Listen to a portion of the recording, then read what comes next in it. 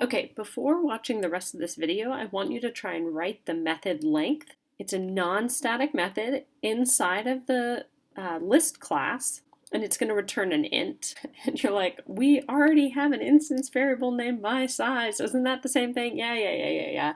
But this is good practice for figuring out how to walk down the length of a list. And I'll give you a hint that you're going to want to use a variable to keep track of where you are inside of that list. Which list node are you on? And before you pause, I can give you one more challenge. Maybe you'll write it with a loop, but try a second attempt where you write it recursively. Okay, so pause the video here and try and write that length method. Okay, you'll find in our starter code that we actually just return the instance variable this.mySize, but the whole point here is that we're going to try and write some code to calculate the length, and this is going to be good practice for figuring out how to walk through a list. I think about this as counting how many elements I have in my list. How many list nodes are there total? So I'm going to create a variable named count. I'll start it at 0 and then I'll return it at the end of my method. So my goal is to be able to take a variable that references a list node and just walk it down my list node elements. So I'll have list node, that'll be my temporary node variable.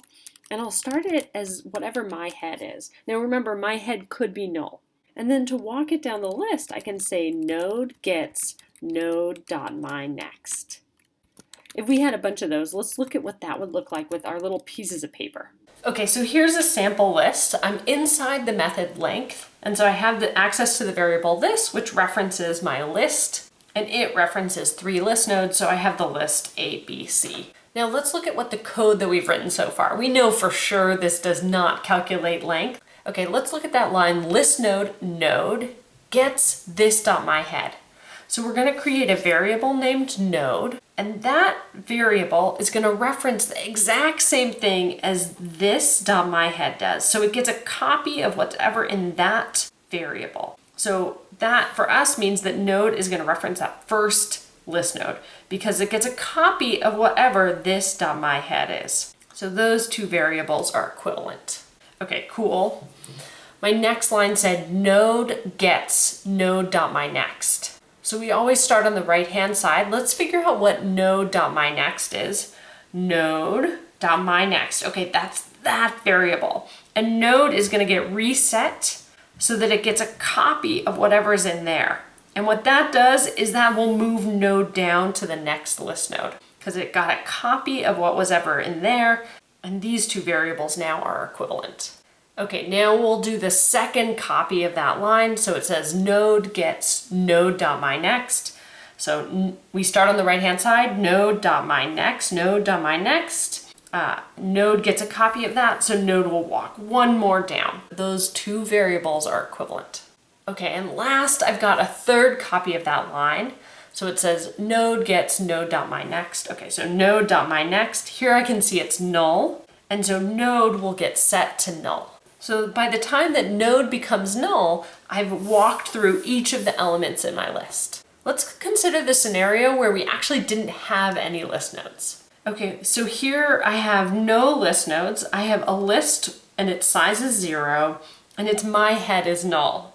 If we execute that line ListNode node, so that creates a variable named node, and it sets it equal to whatever this.myHead is. Okay, so that's immediately going to set node to be equal to null.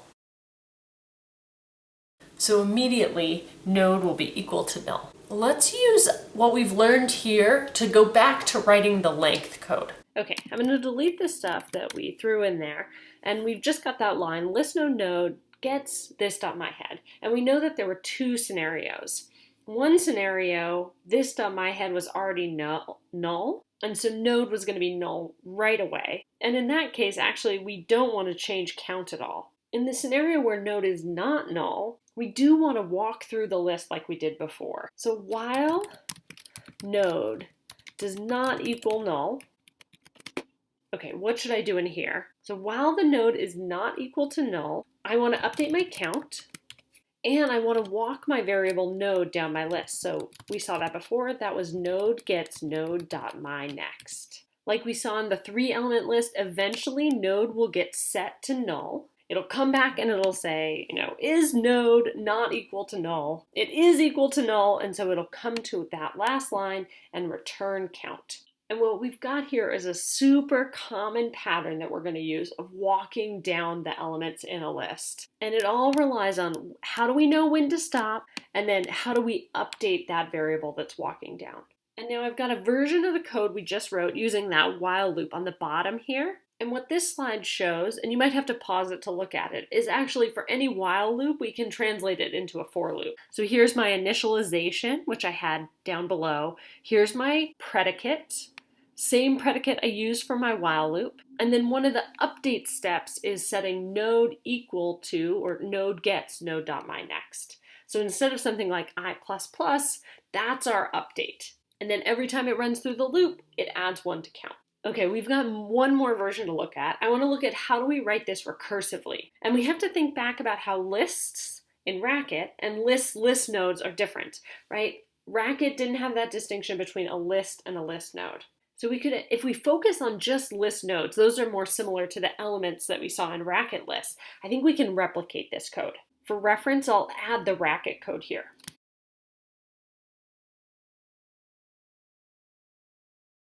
Okay, now that we have that for reference, I'm going to make a signature.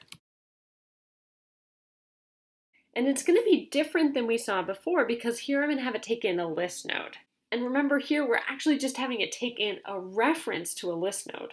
And you can imagine if that node is equal to null, then I should return 0.